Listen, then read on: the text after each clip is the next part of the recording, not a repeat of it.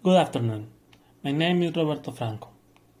The topic of the presentation is called Blood Glucose Regulation in Patients with Type 1 Diabetes Mellitus, a robust model reference adaptive control approach, which was done in conjunction with Hector Rios, Alejandra Ferreira de Loza, Denis Efimov, Luis Casani, David Kuchik-Derigny, Jerome Sislak, and David Henry. This will be the structure of my presentation. I am going to start with the motivation. The problem of patients affected by diabetes is increasing over the years. There are several types of diabetes, including type 1 and type 2. The consequences of the disease are different depending on the type of diabetes. Some of them are strokes, blindness, heart attack, kidney failure, amputation, among others. Diabetes mellitus type 1 can only be dealt by constant insulin injections to regulate the blood glucose level. Therefore, currently, research has chosen to develop different devices that replace one of the activities carried out by the pancreas. In this sense, control theory could be helpful to solve the blood glucose regulations in this class of patients. However, the main challenges are the variability between patients and the food intake. Now, let us introduce the problem statement. A model that represents the dynamics of the insulin glucose system is denoted by the Biermann minimal model, represented by these dynamics, where X1 is the glucose concentration in the blood plasma, X2 is the insulin's effect on the net glucose disappearance, X3 is the insulin concentration in plasma at time, D is the rate of absorption from the glucose into the blood from the intestine due to food intake. Also, it should be noted that the variable D appears when the patient eats food, and in the literature, it is generally designed as a decreasing exponential. Also, GB is the basal glucose level, IB is the basal insulin level, and there exist other parameters that depend on the patient physiological conditions such as P1, P2, P3, and N. Then, the problem to solve is regulate the blood glucose level in a normoglycemia range. It means that we need to regulate the blood glucose between these values, considering that the patient variability is presented and the unannounced food intake. There are several works that have addressed the problem of blood glucose regulation. For instance, the PID and MPC are the most common controllers used in practice. However, in their studies, it requires the patient individualization, the regulation error is different from zero, and the food announcement is required. In this sense, the proposed algorithm copes with the intra and inter-patient variability without patient individualization, and the food intake is regarded as disturbances. Thus, meal announcement is not required. In this section, we introduce the proposed algorithm. First, let us introduce a schematic diagram. There is a patient where the only measurable variable is the blood glucose level. To regulate the blood glucose level, we propose a robust model reference adaptive control. Now, we will delve into the design of the algorithm. We have the basal glucose level to which we want to converge. Normally, this value is equal to 120. Thus, a regulation error is obtained. Based on the regulation error together with its derivatives, the system can be rewritten as a disturbed linear system, which we denote as regulation error dynamics. As we previously mentioned, the adaptive controller is based on the model reference technique. Thus, the model reference is designed based on a healthy patient where an error signal is obtained. Finally, the error signal is used for the adaptive controller design.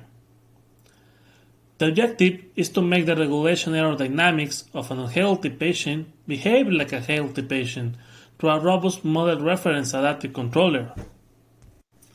Now, the nonlinear control with the proposed adaptive laws are presented, where X tilde is the real state minus the state of the model reference. K1, K2, K, P, and lambda are gains to be defined. F contains three classes of nonlinear functions. First, we have the sine power elevated to 0, after the sine power elevated to alpha, and finally the sine power elevated to gamma. with alpha between 0 and 1 and gamma greater than 1. The sign power is defined in this form, for A being a scalar and beta greater or equal to 0, and also note that when beta is equal to 0, then the sign function appears. Moreover, when lambda and k are equal to 0, then the classic linear algorithm is recovered. Then, the error dynamics is defined by these three differential equations, where the new disturbance is defined in this form and identification error are defined by these equations. Recalling the term of the disturbance as shown in the slide, the following property is introduced. The disturbance term satisfies the following inequality. This means that the disturbance can be upper bounded by terms that depend of time, which are described by the variable w+, the linear terms that are contained in the term of L, the terms with lower powers to the linear ones contained in L1, and the terms with powers greater than 1 which are contained in L2, where W+, L and L1 and L2 are non-positive gains. It should be mentioned that the nonlinear function compensates each of the disturbance terms.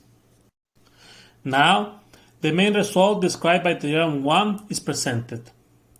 Let the robust nonlinear model reference active controller be applied to the insulin glucose system. If alpha is between 0 and 1, gamma is greater than 1, and there exist matrices x, y, phi, and omega, such that the linear matrix inequalities are feasible, selecting the control parameters based on these rules, then the regulation error and the identification error are globally uniformly stable. Moreover, the regulation error tends to 0 as time tends to infinity. Some of the linear matrix inequalities are introduced in this slide. For more details, please see the article. It has to be remarked that the solution for the LMIs are acquired numerically. Then, it can be concluded that the proposed controller regulates the blood glucose level and keep it into the normoglycemia range without patient individualization, mere announcement, and knowledge of the system parameters. In this section, we introduce the simulation results. The algorithm was applied to the Padova simulator in patients affected by type 1 diabetes mellitus in the intensive care unit. The algorithm was tested in 10 in silico adult patients. The behavior of the patient is analyzed for 24 hours. The blood glucose sensor has a sampling rate of 1 minute, whereas the algorithm has an integration time of 10 milliseconds. Patient individualization is not required, and the initial blood glucose level is equal to 150. The experiment contemplates multiple meals throughout the simulation: a breakfast at 7 hours, a lunch at 12 hours, and finally a dinner at 18 hours. Based on nominal parameters of an average healthy patient, the model reference is given by this system, where the aging values are given by minus 0.5, minus 0.78, and minus 0.01. Moreover, as we want to perform a regulation task, then the reference signal is equal to 0.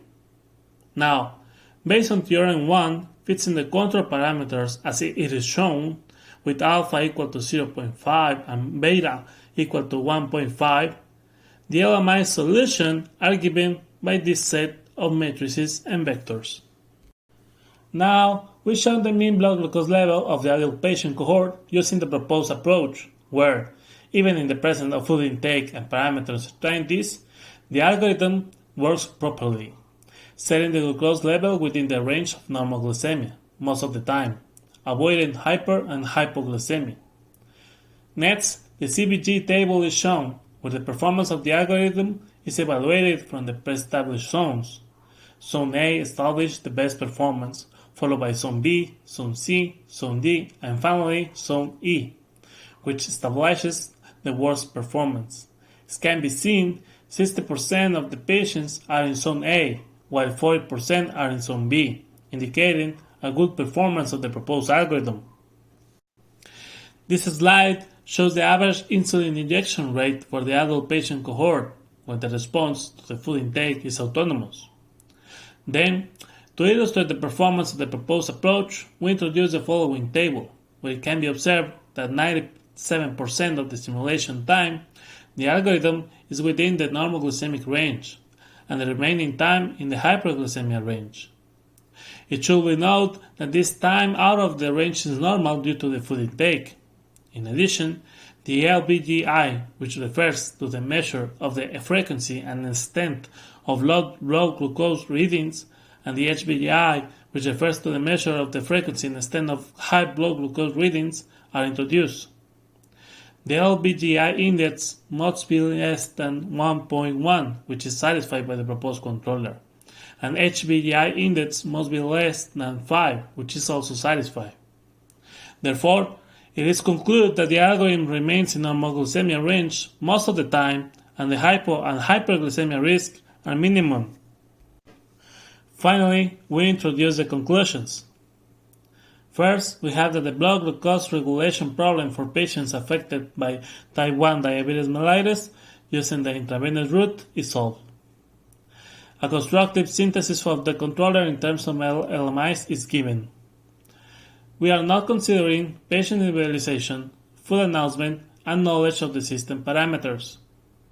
The algorithm copes with the intra and inter-patient variability, the blood glucose level remains most of the time in normal glycemia, and the results presents minimal hypo and hyperglycemia risk. That will be all for my part. Thank you for your attention.